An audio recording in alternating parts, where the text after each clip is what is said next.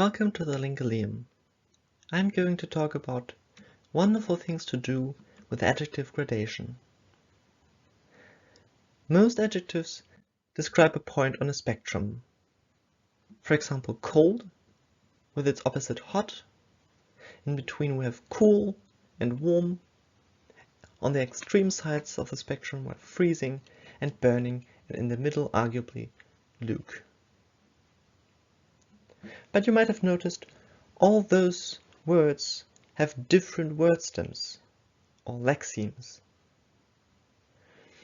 But what if we used one lexeme for every single point on the spectrum? There is something comparable in some languages. We have the elative in Arabic or the diminutive in, for example, Polish. In English we have the suffix ish, which means, for example, in bluish, a bit blue, right? But I'm not aware of any language that does exactly this to this extent, where we have one lexeme for both sides of the spectrum. I'm going to present 4 different ways to deal with this system. The first one I call one-dimensional concatenative, but I'm going to explain later what this means. So let's take var as the adjective stem, which refers to temperature in general, but it doesn't refer to a specific point on the spectrum yet. We have to modify it first. So we have the grades: positive, cold, diminutive, a bit cold, and elative, very cold, and the strong side of the spectrum and the weak side. Let's begin with the positive. Kavar could mean cold, and tivar could mean hot. For us, it is perhaps more intuitive for hot to be the strong side and for cold to be on the weak side. But I have several reasons why I did it this way. So the first one is you could use this to individualize your culture, the culture which speaks this conlang. So they might live in a very cold environment, like a snow desert, and consider cold the default, and you could generally say the strong side is the default, and hot the exception, and therefore the weak side on the spectrum. Another reason why I chose cold to be on the strong side is that the R in kavar, for me, feels like a cold vowel, and the E is more a hot or a warm vowel. This is about synesthesia. I'm probably going to talk about synesthesia in a future video, but for now this is just my personal intuition, but there is a more general reason why I chose them for the strong and the weak side respectively, because perhaps you might know the Bouba-Kiki effect, and back vowels are generally in many languages associated with bigness, and front vowels like E more with smallness, and the T, like alveolar or dental plosives, also more likely to be in words signifying smallness. So this is another reason why I chose Ka for strong and T for weak. Gavar could mean cool, and Deva could mean warm. So we have the voiced stops instead of the voiceless stops. G instead of K, and D instead of T. Then in the elative, Kuvar and Tuvar, we have the rounded vowels. And then we could also consider including something like the comparative in this system, right?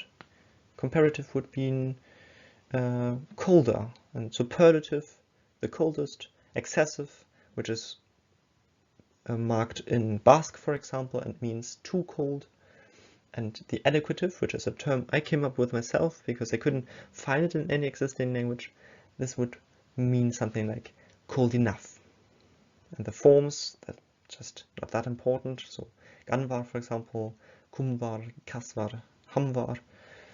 Those are just examples. And then den var, which could also mean not only warmer but also less cold, because that's the weak side, the exceptional side. And then tym var, the hottest or the least cold. Tes var, too hot. Hem var, warm enough. And also the middle of the spectrum, right? The neutral form da var, Luke.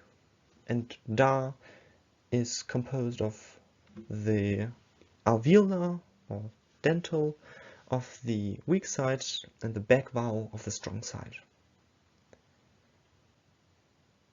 But this system is a bit deficient, right? We could imagine other things we could express with these forms. We could, for example, say much colder or a bit too hot.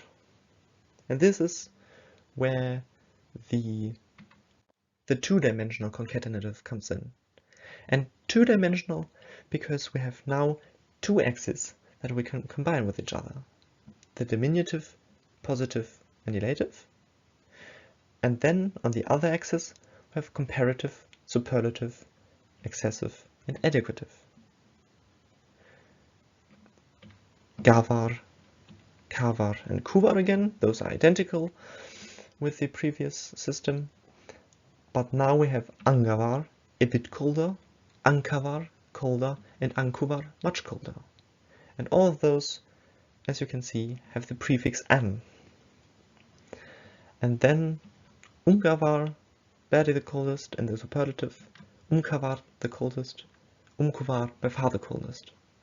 And in the excessive, asgavar, a bit too cold, and askavar, too cold. Notice that I used the Z in asgavar and the S in askavar, because it would be a bit hard to distinguish between asgavar and askavar, right? If I used the S, the voiceless S, already in the diminutive, it's easier to tell asgavar from askavar.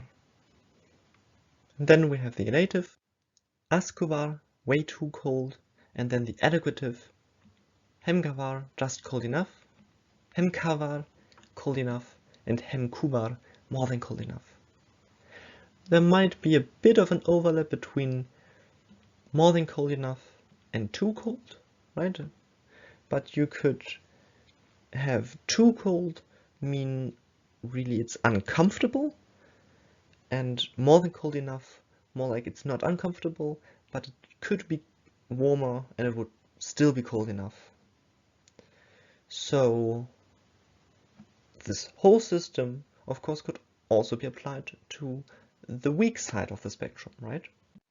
For example, ande var, a bit warmer, var, by far the hottest, or asti var, too hot. And you might have noticed that the prefixes in the comparative, for example, an, superlative excessive as, and adjective hem are identical with those of the strong side. But now we have very long forms, right? We have hemtuvar, which is shorter than the English translation, more than warm enough. But, for example, umtivar is longer than the English. So why not have a system that is more concise? And this is now the third variant, one-dimensional, non-concatenative. And non-concatenative basically means that we alter the vowel.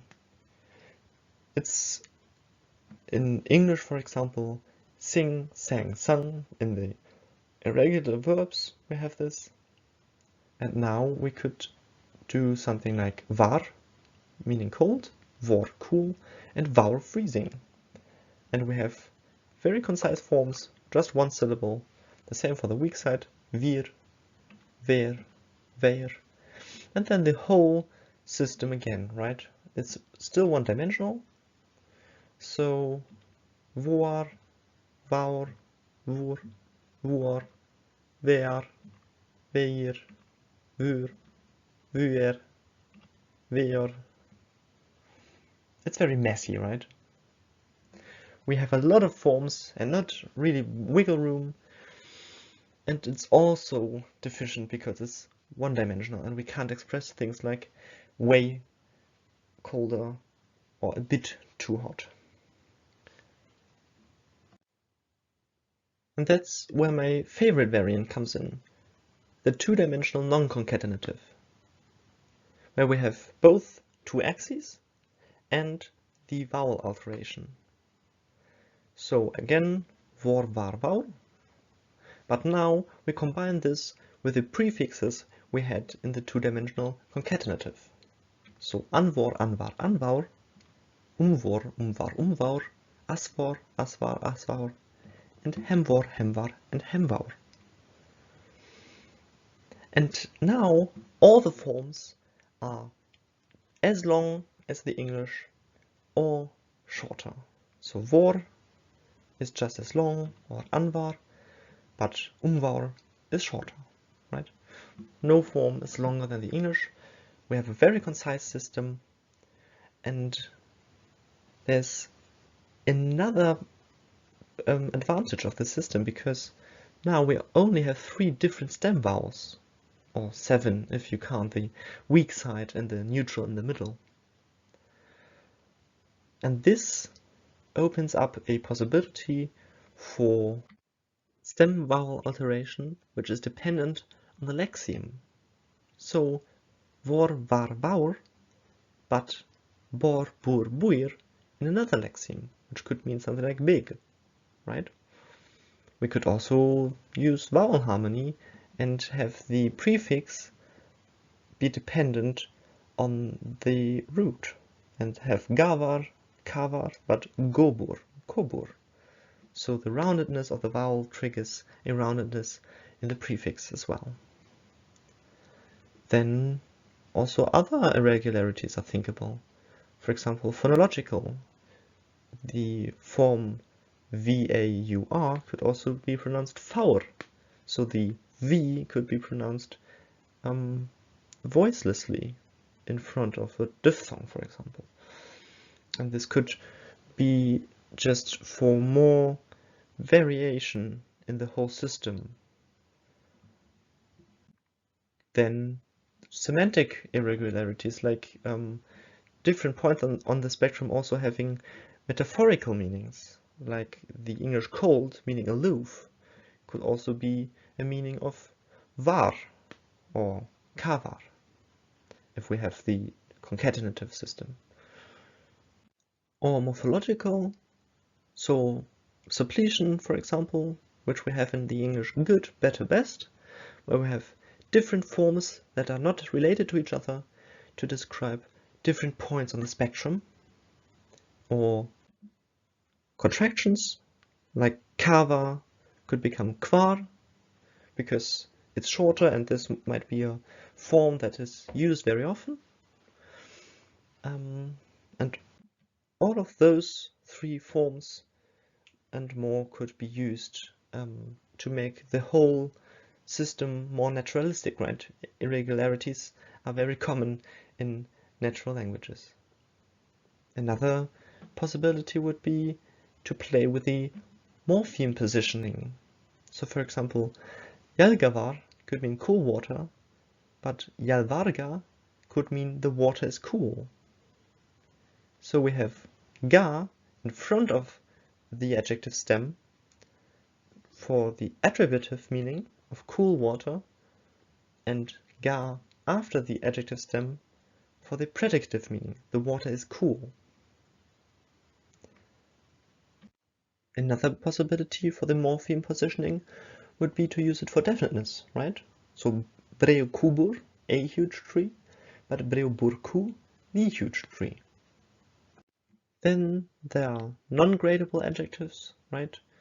We usually don't say deader or very dead, but we might, right? We could just use the system to introduce some nuances in cases where we usually don't have them in English, for example.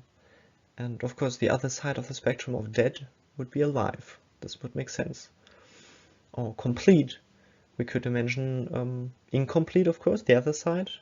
Or very complete, so it's perfect, would be a possibility for the elative.